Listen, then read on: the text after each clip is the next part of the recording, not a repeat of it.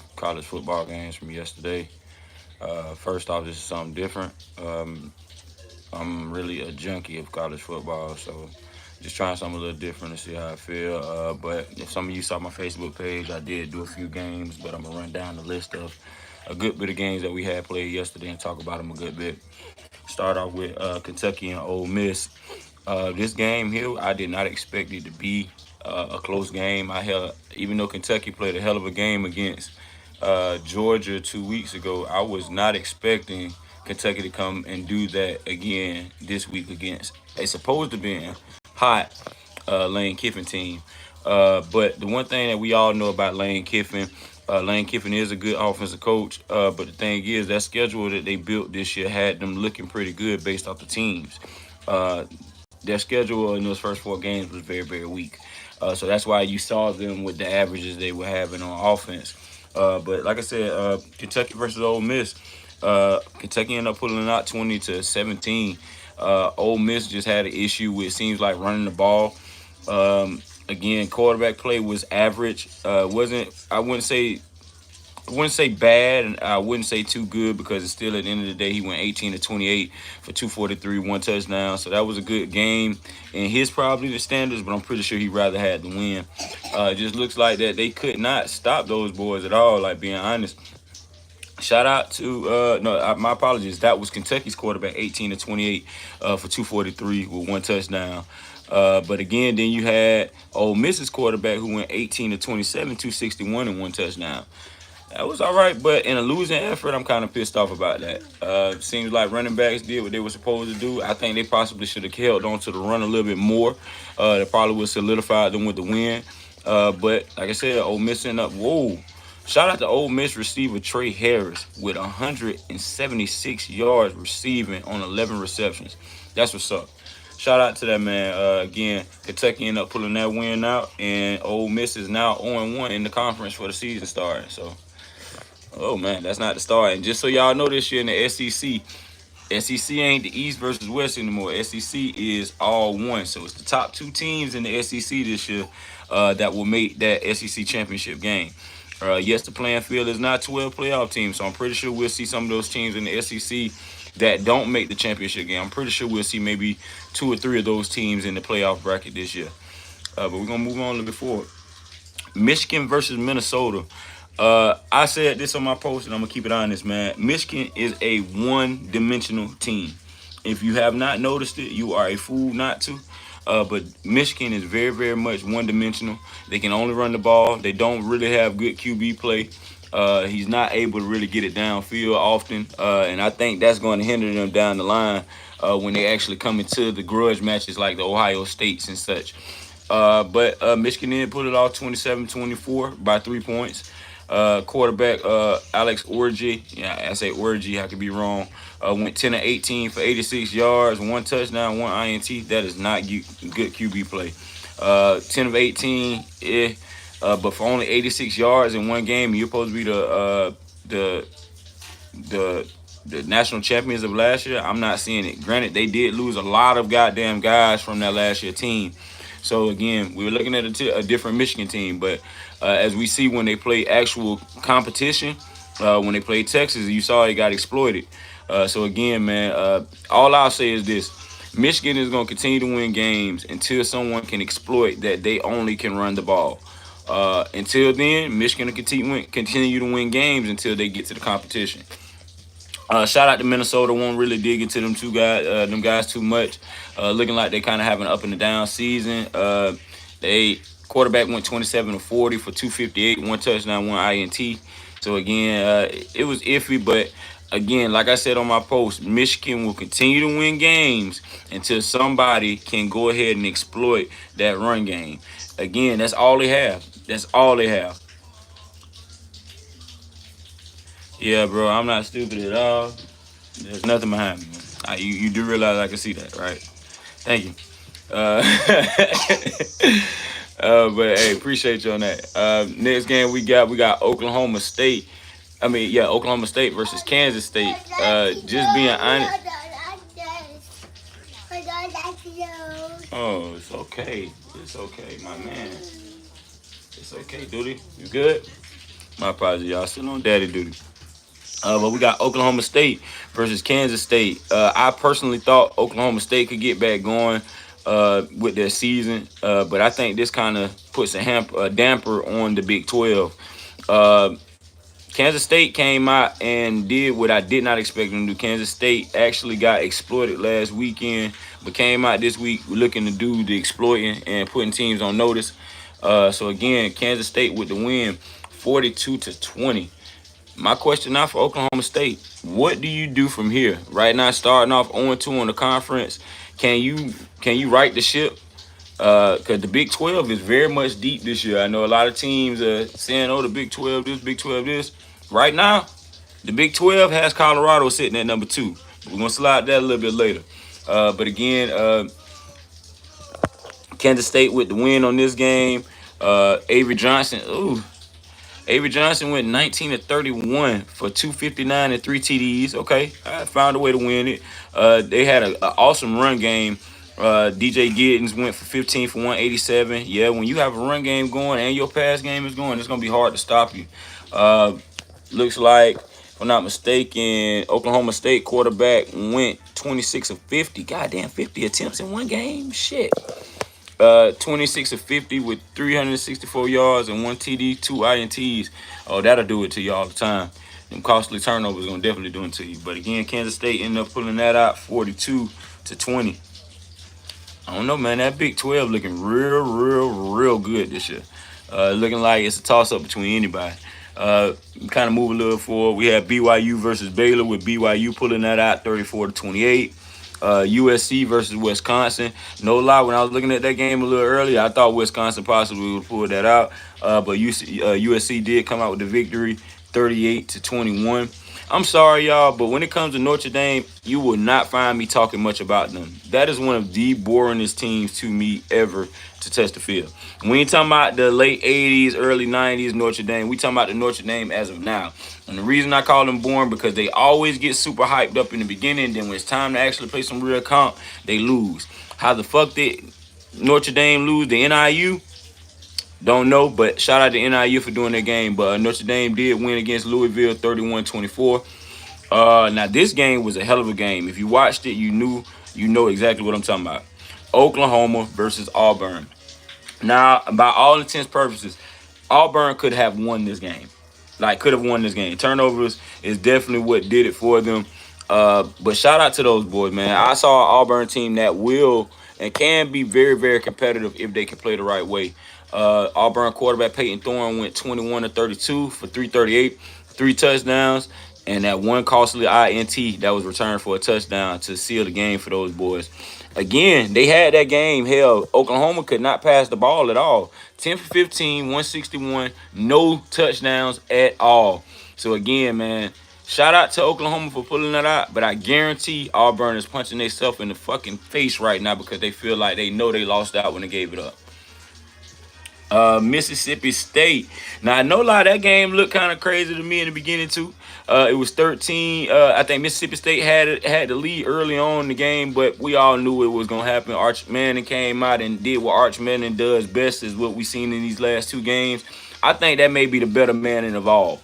No discredit to Peyton or Eli because they are well accomplished. They've accomplished so much in the NFL and won championships in the NFL. But I personally believe with the times that football is at now, that this Manning here could be probably the best Manning when it's all said and done. But again, we speaking early. He's only 2 games as a starter. And again, they beat Mississippi State 35-13. My apologies, y'all. I don't know what the hell happened. Clemson versus Stanford was 42. My fault. 40-14. I won't really talk about that game too much, but we definitely gonna get into the game that everybody really want me to get on. But I'm trying to lead up into it because I ain't gonna be here too much longer. Probably got maybe 5 more minutes. Try to get y'all these 15-minute Sunday morning recap if my son let me do it. But again, Dakota, stop it, big head. But then again, I see you. Appreciate you, man. Boise State ended up pulling out it against Washington State, 45-24. Arizona with the upset. And I say this is an upset because Utah has been playing good football, but the thing nobody's paid attention to is Utah has been very, very injured throughout this season so far. And it was bound to happen. It was bound for a team to upset them because Utah is still without their starting quarterback, Cam Rising. Again, man, shout out to the backup, Isaac Wilson, but he's no Cam Rising. And if you don't have your starter there to be able to do what we know to do best, that next man has to be up and ready to go. And no discredit again, Isaac Wilson went 50%, throwing 20 or 40 for 280, one touchdown and two costly INTs. Michael Bernard went 16 carries for 91 yards. But again, man, no Cam Rising. I personally believe Utah is going to have an up and down season if they don't have any Cam Rising. Because at the end of the day, the man, the kid is a spark. He knows exactly how to play the game. He knows how to win games. He's won big games. I just think until he enters the pictures again, right now we're gonna continue to see Utah take this drought. And they just took a costly loss to Arizona. And Utah was ranked number 10. So after those rankings come out later today, I think Utah may drop 6 rankings, probably to 16, maybe lower. We had Oregon versus UCLA with Oregon pulling that out 34-13. I think Oregon will continue to steamroll teams until they face some major competition. And I mean like SEC play. I think this year, honestly speaking, I believe the Big Ten is going to either be between Ohio State and Oregon. Just looking at it now, Indiana is playing good football with a new head coach. They're sitting 5-0, but again, I don't personally believe they've played any of those top teams. But me personally, the Big Ten doesn't look like a super heavy conference of top tier teams. I personally believe again it's going to either be Ohio State and Oregon in that championship game with the Big Ten, but it's still early to tell. So again, Oregon did pull that out 34-13. Now the game that everybody saw, and I'm pretty sure all of us watched last night, Alabama versus Georgia. Now, earlier, before the game started, I made a post on my page speaking about this game and how it was going to come out. And I believe my predictions were spot on about that game being tight, but Alabama pulling it out. Now, I don't think no one could have told us that Alabama would have came out with a 30-7 lead in the beginning of the third quarter, going into the third quarter. Alabama came out and played some great football. But the thing I always will say, and I'll say it till the end, until it's said and done, can't count Georgia out. Georgia is built to win. They're built to face adversity. But the question I did have coming into this game, watching Georgia play against Kentucky, is if Alabama came and played and matched Georgia's intensity, would Georgia be able to counteract and come back and play, or would they be having to bow out? Personally, I believe Bama came and did exactly what Kentucky exploited. They exploited that energy. They exploited the intensity of the game. Georgia sometimes coming to games feeling as if they're the inferior opponent, understanding that not a few years ago, Georgia was the team that wasn't as they were good enough to get there, but they wasn't good enough to get over the hump. Understanding, man, these last few years have been totally different, but I think Alabama is on the pace of saying that we still run the ACC. And again, I'm going to go back to this, what I said earlier. This year, fellas, the SEC is not the East versus the West. This year, the SEC is the top 2 teams in the SEC that go. So we can be talking about hypothetically a Georgia versus Florida game. And I'm only saying that hypothetically because I'm just trying to get y'all to understand that we all know Florida's having a down year, and I doubt they'd be there. But right now, as of speaking, I'm going to just call it out. I think in the SEC championship, we're going to see Texas versus Alabama. But I think the biggest question right now for Georgia going into the bye week, my apologies, Georgia going into next week is, can they fix these issues? Can they fix these problems? Can they fix these late comebacks? Because the thing is, Georgia can't continue to play football like this. I'm pretty sure Kirby Smart is telling himself that if we continue to play like this, we're going to lose more games. And playoffs, literally, you lose one more game, you possibly won't make the playoffs. So again, fellas, this is no hate, no discredit, but I called this game out. I said it was going to be as close as it was, and it definitely was. Shout out to Alabama. Shout out to Jalen Milroe. We talking about potentially a top pick one of the top 5, top 10 picks in this upcoming draft, played one of the best games I've seen him play as a Alabama Tide player. And just throwing aside, he's only been a starter for 2 years, last year and this year. Go to check the stats. I don't have no reason to lie. He's only been a starter for 2 years. So again, shout out to Carson Beck. What way to come back and do it how you did. Georgia is not a slouch team. But I will say this. If these two teams meet again, we may be talking about a different outcome. But I'm going to leave y'all with this last game. And y'all know I'm going to leave y'all with this one because I fuck with my boy. And I'm saying that like that because y'all know how I feel about them. My apologies, y'all. They just jumped on the act. I don't know, man. I think it's been some hate in the mix, man, lately.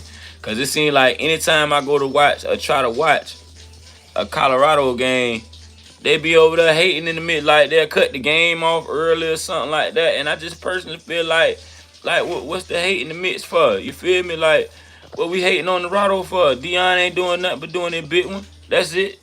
But, you know, I ain't trying to do too much. We're going to get into it, though. What the heck going on? Oh, that's why they still doing top 25. I hate that shit. I can't wait till that drop, as a matter of fact. So hopefully we get able to drop that a little bit later. All right. Last game I got on the slate, we got Colorado traveling all the way down there to UCF in Orlando. Now, we all know that hurricane came through, Hurricane Helen. I want to send my thoughts and prayers for those families that may be in hardship, having a lot of damage in the area.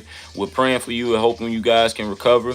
But Florida still has some football play this weekend. UCF coming in with one of the best rushing team as one of the best rushing teams in the nation currently. I know some of you guys always be like, they're not the best rushing team in the nation. We're only 5 teams in, but currently standing, they're the best rushing team in the nation. Colorado coming in with knowing that they cannot stop the run. It hasn't been since last year. But Colorado said, not no more. Colorado came in this game, Shedeur threw an interception early on, but they were able to counteract and come back and take the lead early and did not look back at that point. Colorado played some good ball. We got what we were expecting out of Shedeur, out of Travis Hunter, especially with the Heisman polls. But the unsound hero, Will Sheppard, went for 99 yards. I knew Will Sheppard was going to have a big game only because last week he had a down game with that major drop early on. And I felt like that conversation him and Shedeur had on the sideline or even through practice throughout the week was something that was going to lead into this being a big game for him. Will went out for 99 yards, man, that game, man. Shout out to Will Sheppard.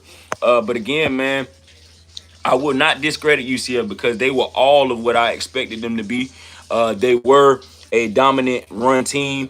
Hell, even KJ Jefferson had a good game when he could get the ball out of his hand. He went 20 or 35 for 284, 2 touchdowns, and 2 INTs.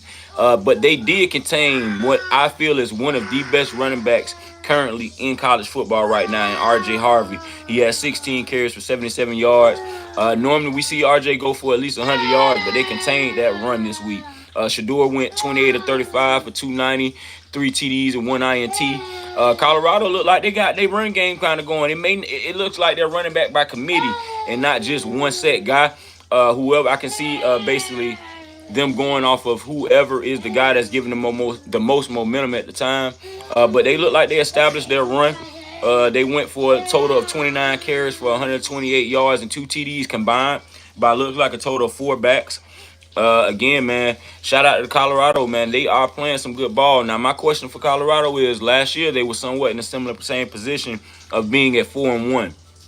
Now, with Deion Sanders in the era that they're in, if they win this after their bye week, if they win, they'll currently be 1 game away from actually clinching a bowl series. Can we not talk about Colorado actually being a contender in the Big 12? Currently sitting at number 2 in the division. And again, a lot of you guys are going to say it's early on, and while we're talking about this so early, why not talk about it so early? Because at the end of the day, we all know in college football, momentum will carry a team all the way through if they have to. Colorado's playing good football right now. If they can continue to play that, we're talking about possibly a berth in not only the Big 12 championship, but if they win that Big 12, could we be talking about Colorado as potentially a playoff team? Who knows? But again, fellas, I ain't gonna hold y'all too much longer. We're gonna try to keep these going on Saturdays, keep them in between that 20-minute interval until I eventually get my new group of cast members on here. This is something that we're gonna be doing. I'm diligently digging in, trying to find the best members that we can have to keep this show going for Full of Smoke. We're gonna probably still do some semi-pro, but not doing it as big as we used to, covering so many leagues. We're probably going to only cover one league this year in semi-pro, and keep it that way for a while. But we're going to also step into the realm of covering NFL and college football. So if you're interested in hopping on one of these shows or being one of our cast members, shoot me your info, man. And look, you can't just be coming over here talking, man. You have to have knowledge of the game. You got to do your due diligence and do your homework. But again, man, y'all stay tuned again on Sunday next week for this same little recap of college football. Hope y'all enjoyed it. Y'all get in the comments. Tell me what you think. Tell me y'all opinions on these games and what games I should be looking forward to next week. I'll be dropping picks. Also, what we're going to also try to do is get into the prize pick realm, because I've been doing some good stuff lately on prize picks. So I'll possibly try starting our next Saturday prior to the game is dropping our prize pick and seeing if you guys can hit off that. Again, I've been doing all right lately with it, but hopefully I can help you guys get into that realm as well too. But it's Vince with Full of Smoke. I'm out.